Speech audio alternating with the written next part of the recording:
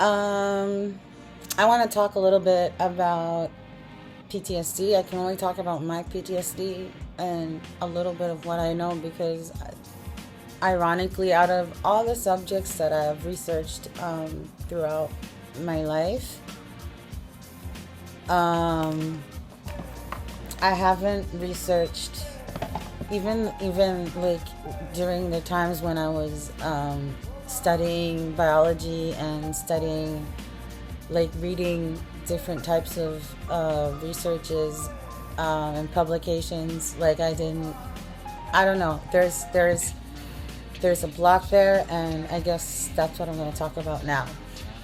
So ever since I can remember myself, I had trauma. I started my life with trauma. I was a baby found in a cardboard box in the streets of Brazil, and not like Rio streets, but in hardcore favelas, ghettos, and I was brought to an orphanage and adopted by my wonderful parents. I was suspected to be about 8 or 9 months, um, and then when I finally made it here to Israel, I was about a year old. So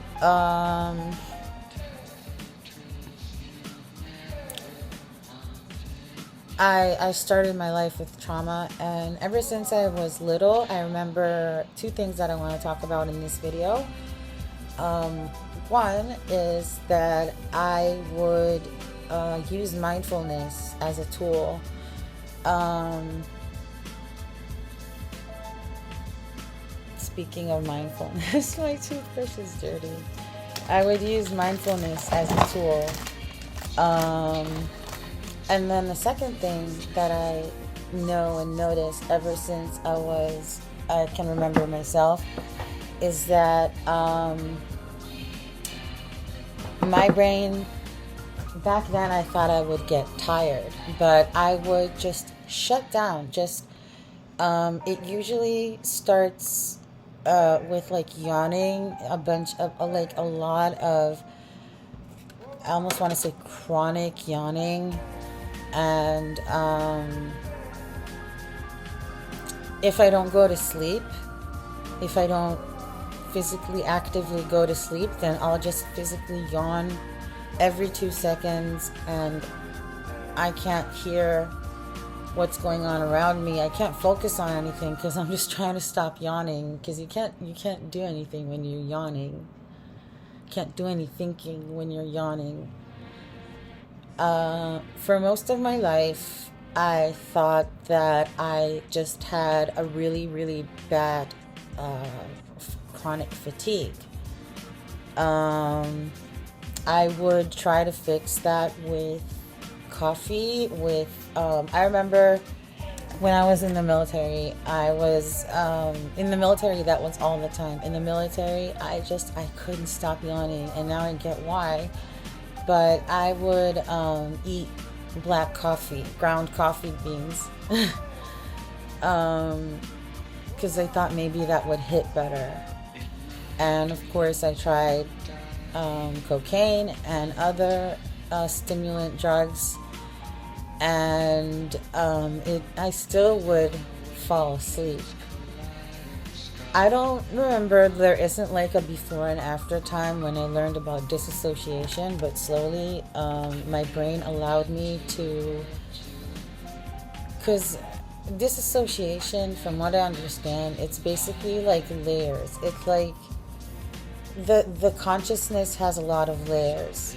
And then there's like the layer that's right now. I'm consciously talking and recording this and like everything that I'm aware of now. But then there are more layers underneath that my brain won't let me in on, including like won't let me learn about. I'm certain that I have read in the past about PTSD and You see, even now, like this is like, I don't know if this is PTSD or ADHD, but like I started the video looking at the camera and talking, and now I'm like starting to fidget and mess around with things. Um, it's almost like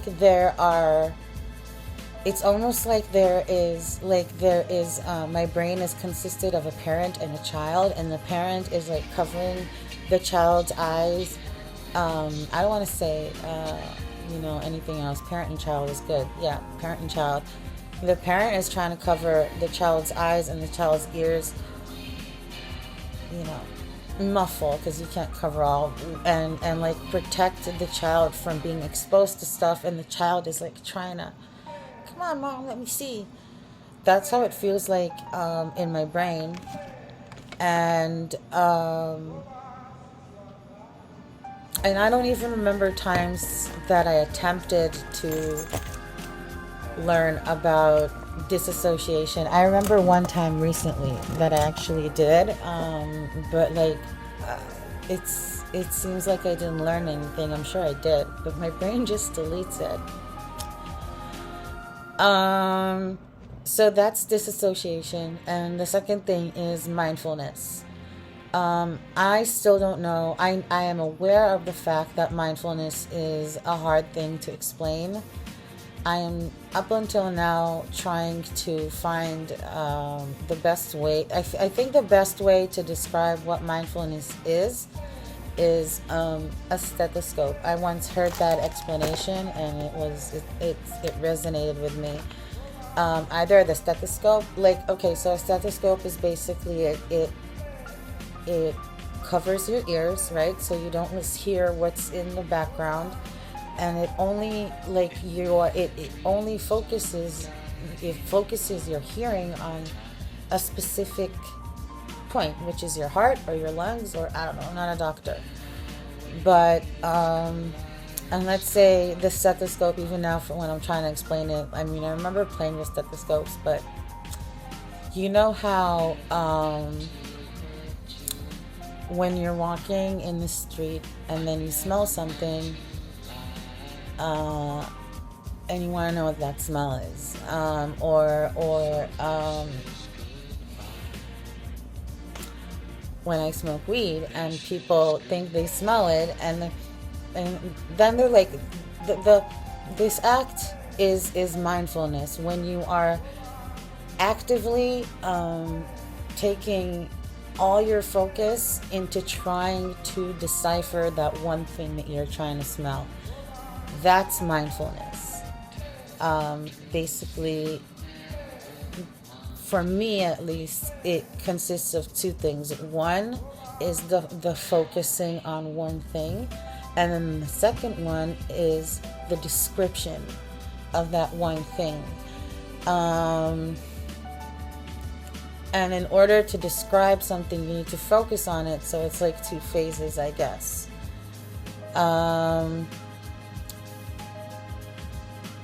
For me, at the end of the day, mindfulness as a tool is good for calming down, which people, that's like the most popular use of it. Like, people think like meditation and breathing to calm down. But for me, mindfulness is a tool it's basically one of the biggest tools I have to function. And I'm sure there are other people there with PTSD like mine. So I will break down how I used it today. Okay. Getting ready. Which was a thing on its own. I woke up, our country's in war right now. A lot of information that my brain was processing, my brain did allow me to see. So I know that the feelings I was feeling during the day, that I was sad about the war that's going on right now. I heard fighter jets, and I heard bombings, and I heard missiles exploding in the air. and it was making me sad, and like all these things, being able to describe what I was hearing, what I was thinking as a result of that, where I was when I was doing all that. Those are things that we learn in mindfulness. Like focusing on that, like in this instance, I'm focusing on that point in time. I'm focusing on that point in time, and I'm describing to you everything around that point in time.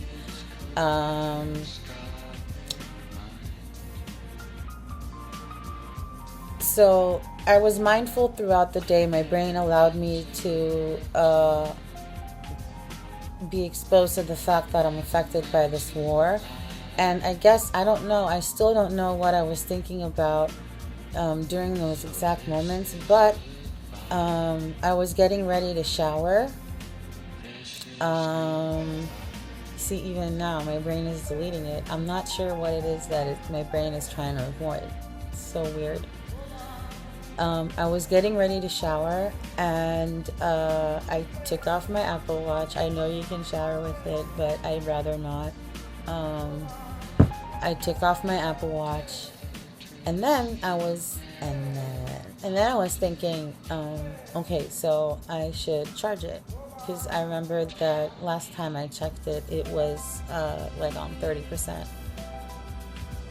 And then, I don't know why, but there was a moment in time that was just deleted.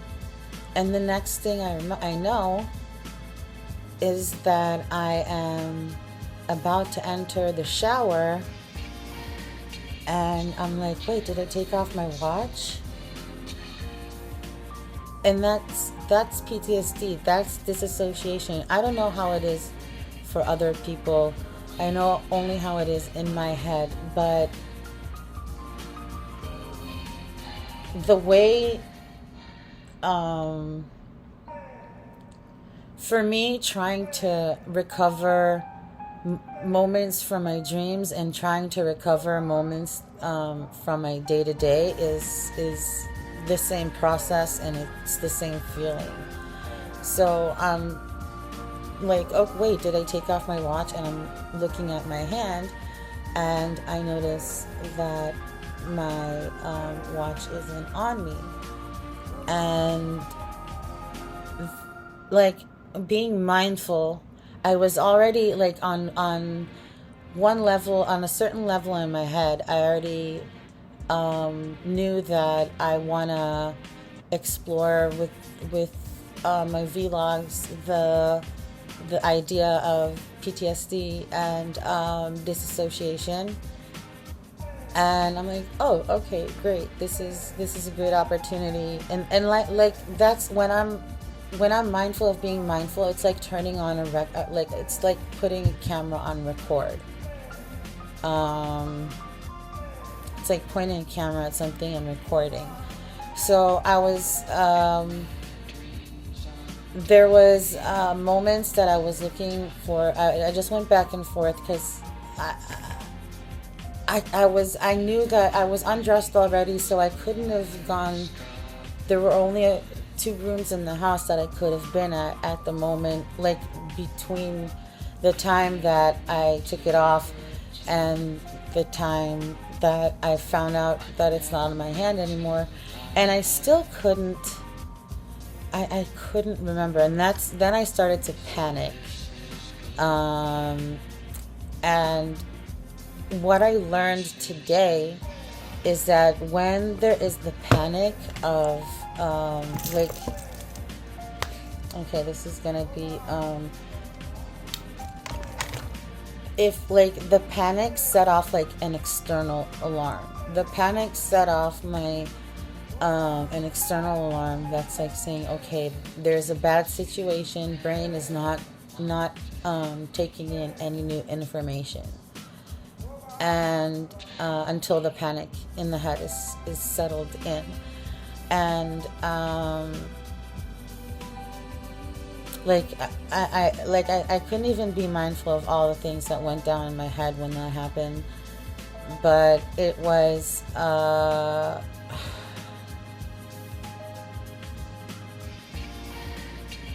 it's like my brain, it's like something, my brain is in, like something infiltrated my brain, and it's now like just deleting things like a criminal that gets caught and starts deleting their phone. So then I knew that as long as my brain is in that panic mode, that oh my god, I need to recover something and I don't know what, like, then nothing's gonna work out. So I reminded myself that, my watch is safe. It's not like I forgot it on the street and it could get stolen. My watch is safe. It's somewhere here in the house.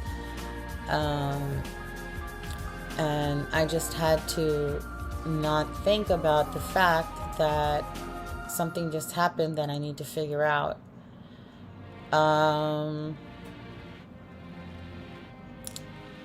And sort of like just allow my brain to go back to just go back to routine. So I got into the shower, I showered, I got out of the shower, and at some point I remembered again, like my brain deleted that entire occurrence. It just put it, it didn't delete it, but it put it in the back of my head. It didn't delete it because I remember it now, I can talk about it, but it put it in the back of my head. I managed to not think about it. And I eventually, this is like ADHD more, eventually I just moved on to other things and I was focused on other things. When I needed my watch, it was back in my recollection that I need to find it. And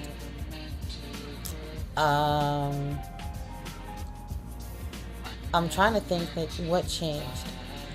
I needed my mom. I asked my mom to help me look, but I knew she wasn't gonna. She doesn't see anything. She's even worse than I've been noticing and stuff. But what did help me is slowly recollecting what I did, like I'm doing now, and okay, this happens to everyone, like when you lose your keys and stuff. But when, as a person with severe, complex, whatever you can call it, PTSD, this happens all the time. Not like I can't even count how many times a day this happens. And because my brain could be thinking about something, not even, I wouldn't even know that I was thinking about it, but then everything around that area of time will be deleted, not just the thought that my brain didn't want to face. I feel like I'm not making sense, but I'm still gonna show this because I'm still gonna like post this. I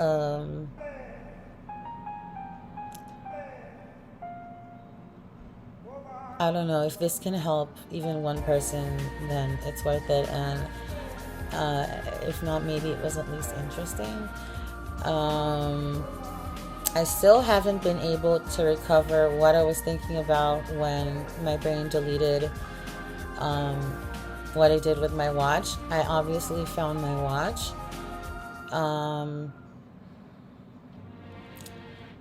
I want to sort of, so in this video, what I did was sort of describe describe as much as I could the phenomena of disassociation. I gave an example from it of it, and how I used mindfulness to unfortunately I couldn't recover the thoughts, but how I use mindfulness to repair, like to take care of to do damage control for that episode of disassociation. So thank you so much for joining me. Thank you so much for all your support. See you guys later. I just realized something else,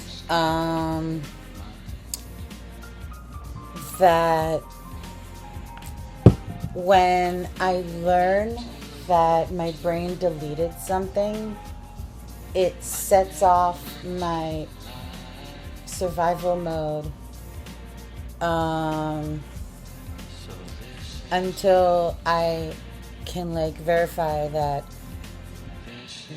whatever it was just a thought and not an actual threat. Like my body, my brain, it takes it a while to understand what is going on now and what is just a memory.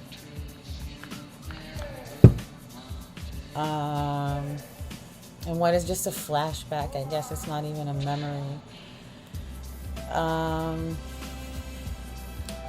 So yeah, I just realized that I was, how did I realize that? I was going to the bathroom, and then like I remembered a bunch of stuff. That's like the ADHD. I remembered a bunch of stuff that my brain forgot. And one of them was that my mom bought me hair serum. What I'm doing right now. And I was like, wait, where did I put it? And then I was mindful of what happened next. And what happened next is that my brain slowly started to panic. And it took me a second to realize that nothing happened when I forgot where I put my serum. It's just regular forgetfulness. And I found the serum, and like everything, like I remembered easily where I put it. It wasn't even a matter of finding it. I remember putting it down, and I remembered putting it down. So I don't know if this can shed some light to anyone on PTSD and on disassociation, then that's great. Please let me know in the comment section if you know anything about this, if you can shed some more light, if you have any thoughts or questions, or like let's start a discussion. Maybe we can help people. I don't know. You never know who's looking at what.